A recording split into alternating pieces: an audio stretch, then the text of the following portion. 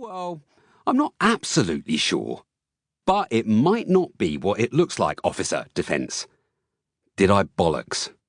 What I did was raise both hands in the air, flash what I hoped was a winning smile and, in hindsight, probably purely out of habit and on account of still being half smashed, wink and give it my best shot. Looks like you've caught me red-handed, officer. I leaned forward to read her badge. Hanley. Bang to rights and, don't pardon the pun. Just to clarify, she didn't actually call me interesting per se.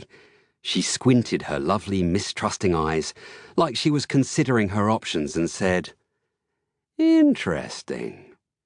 She left enough space on either side of the word to let me know that not only did she suspect I might not have an interesting bone in my body, but that everything coming out of my mouth had clearly been thoroughly rinsed in alcohol, so wasn't to be trusted in the least. About right on both counts, to be fair.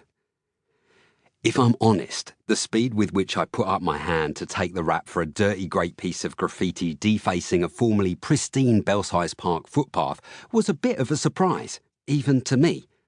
In part because I had no concrete memory of actually committing the crime. Although I did recognise the tin of paint, which I'd rescued from a skip a few weeks before with a solid plan to paint the shed door. And the words of the graffiti had a vaguely familiar ring. The problem was, it was all thrashing around in a mosh pit of other drunken memories from the night before, which included getting a right telling off from the guy in the kebab shop, and handing over a tenner and my favourite Adidas hoodie to a busker with a ukulele and a chesty cough.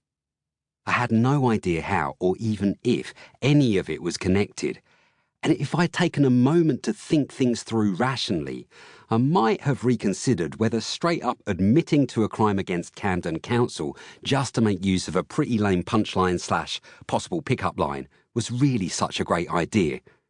But it was a split-second decision and, like I said, I did have the smoking gun in my hand. I figured that, as usual, although not always, the memory of the deed would reveal itself eventually in easy-to-digest fragments, if I was lucky, or in one stomach-churning brain dump if not. What can I say? It was far from my first rodeo.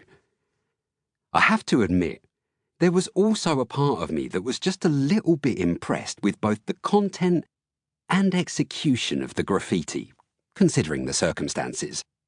The letters were all perfectly legible, the words were well spaced out, and, tell the truth, I wouldn't have thought I had anything quite that existential in me. A cat may look at a king. Legitimately quite interesting, I'd say.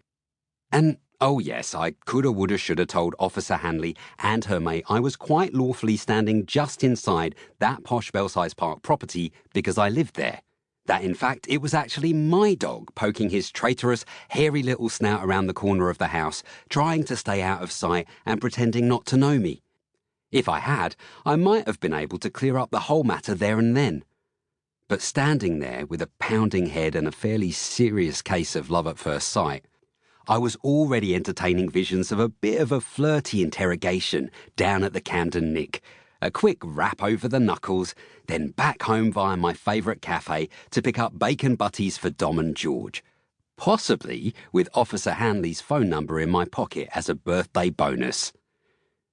It was an embarrassment of potential riches, but if the way things went down seems a little foolish on my part, understand, I'm not going to come right out and admit I allowed myself to get arrested just to try and get a girl's phone number. Although, for the record, I've done worse with some pretty outstanding results.